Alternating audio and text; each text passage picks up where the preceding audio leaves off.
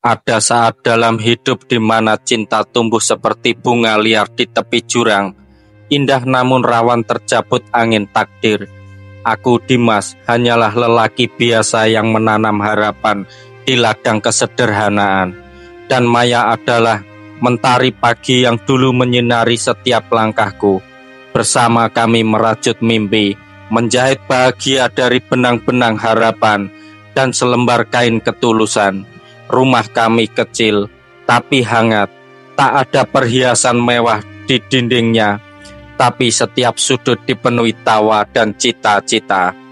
Namun waktu itu, seperti ombak yang diam-diam mengikis karang, pelan-pelan mengubah segalanya. Aku sibuk menanam masa depan, sementara Maya diam-diam mencari musim semi di ladang orang lain. Aku bertemu Maya di antara hujan dan doa. Saat langit sore menyulam jingga di wajahnya yang teduh, senyumnya waktu itu adalah pelita di tengah gelapku yang lama. Kami duduk di taman kecil, berbicara tentang buku, angin, dan Tuhan. Aku jatuh cinta bukan hanya pada parasnya, tapi pada cara ia memandang dunia dengan mata penuh puisi. Di dadanya kutemukan damai, dan di genggaman tangannya ku titipkan masa depan. Maya adalah lagu pertama dalam hatiku yang lama sunyi. Hari-hari berlalu seperti lembaran buku harian yang ditulis dengan tinta kebahagiaan. Kami menikah sederhana, namun penuh makna. Tak ada orkestra megah, hanya doa-doa lirih dan harapan yang memeluk langit. Maya merajut senyum setiap pagi, menyeduhkan kopi dengan cinta, menunggu kepulanganku di senja yang lembut.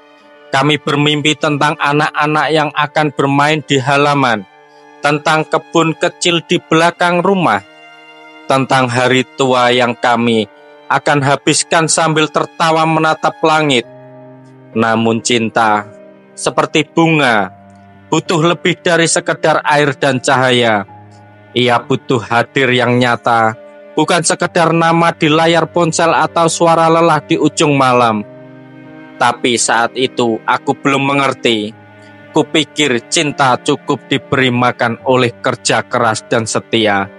Kupikir Maya akan menunggu, akan mengerti bahwa di balik keluhku ada cinta yang diam-diam memeluknya. Setiap pagi aku berjalan melawan waktu, menembus gerimis dan kemacetan, membawa impian di pundak yang mulai lelah. Di kantor aku hanyalah angka, mesin yang terus dipaksa bekerja tanpa henti. Tapi aku tetap berdiri, karena di rumah ada senyum Maya yang terus membayangi. Setiap lembar gaji adalah surat cinta tak bersuara. Setiap lembur adalah doa panjang yang kutulis dengan keringat. Aku tak pernah mengeluh, karena bagiku bahagia mereka adalah tujuan yang tak pernah bisa kutawar. Kerinduan mulai mengetuk jendela hatiku. Saat telepon Maya makin jarang berbunyi, dan pesan-pesanku hanya dijawab dengan dingin seadanya. Tapi aku menutup mata, menganggap semua hanya lelah atau bosan sesaat. Aku percaya seperti petani yang yakin musim hujan pasti datang. Di tengah malam aku sering terjaga menatap foto Maya di meja kerjaku. Bertanya-tanya apakah cinta juga bisa lelah. Tapi lagi-lagi aku memilih percaya karena cinta sejati, katanya, adalah kesabaran tanpa syarat.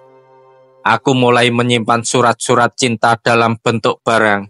Kalung kecil, baju hangat, dan sepatu yang ia idamkan. Kukirim diam-diam lewat kurir, berharap ia tahu bahwa meski aku jauh, aku selalu ada. Tapi yang datang hanya terima kasih singkat, tanpa peluk atau senyum. Rumah kami mulai terasa seperti rumah kosong, dihuni raga tapi bukan jiwa. Aku pulang membawa rindu, tapi hanya mendapati tembok dingin dan ranjang yang tak lagi hangat. Maya mulai berubah seperti musim yang tak menentu. Suaranya tak lagi selembut dulu, dan matanya seperti cermin yang memantulkan rahasia. Ia lebih sering keluar rumah, dengan alasan tertentu, teman lama, atau mengikuti kegiatan sosial. Aku masih menutup mata karena aku percaya cinta butuh ruang. Tapi ruang itu perlahan berubah menjadi jurang. Dan aku mulai merasa seperti bayangan yang tertinggal di sudut lukisan. Suatu malam aku pulang lebih awal, membawa makanan favoritnya dan hati yang rindu. Tapi rumah sunyi dan Maya tak bisa dihubungi. Aku duduk di ruang tamu, mendengar detik jam berdetak seperti palu di dada. Lalu tanpa sengaja aku menemukan pesan di ponselnya, kata-kata mesra dari seorang pria yang tak kukenal, namanya yang tak pernah ia sebut. Dadaku hancur, tapi mulutku bungkam. Aku berjalan ke kamar, berbaring di samping bayangannya, memeluk kehampaan. Hari-hari berikutnya, aku pura-pura tidak tahu. Aku melihat matanya yang bersinar saat membaca pesan. Senyum yang bukan untukku. Setiap ciuman pamitnya terasa dingin. Setiap pelukannya terasa seperti perpisahan yang tertunda. Aku bertanya dalam hati, di mana cinta yang dulu kami tanam? Apakah hujan membuatnya layu? Atau ia sengaja mencabutnya untuk menanam bunga di ladang yang bukan milik kami? Pada akhirnya, kebenaran datang seperti badai di tengah malam. Maya sendiri yang mengaku, dengan air mata yang tak lagi tulus, bahwa hatinya telah jatuh ke tangan orang lain. Katanya ia merasa sendiri, merasa tak dicintai, padahal aku mencintainya dengan cara paling sunyi. Lewat kerja keras dan diam yang setia, ia tak melihat peluhku, hanya melihat kosongnya kursi makan dan sunyinya malam tanpa obrolan. Aku terluka bukan karena ia jatuh cinta pada orang lain, tapi karena ia tak pernah benar-benar mencoba bertahan. Aku pergi dari rumah itu dengan langkah gemetar, membawa koper dan hati yang patah.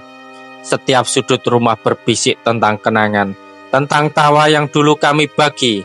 Anak-anak belum sempat kami miliki, tapi rasanya aku sudah menjadi ayah dari impian yang kini dibunuh oleh kenyataan. Aku menatap langit dan bertanya, apakah semua ini salahku? Ataukah cinta memang tak pernah bisa ditebak arah anginnya? Waktu berlalu, dan aku belajar menambal luka dengan doa. Aku mulai menulis, menumpahkan luka ke dalam kata. Setiap paragraf adalah tangisan yang kubentuk jadi puisi. Maya tak pernah kembali, dan aku tak lagi menunggu cinta. Memang tak selalu berakhir bahagia. Tapi dari puing-puing inilah aku belajar tentang cinta yang tetap setia meski dibalas dengan luka. Pesan moral dari kisah ini, cinta bukanlah sekedar hadir dalam janji, tapi tentang bagaimana dua hati tetap saling menggenggam meski diterpa badai. Setia adalah bahasa yang sering kali bisu, namun paling lantang di tengah godaan. Jangan biarkan keheningan menggantikan komunikasi atau kesibukan menghibur kebersamaan.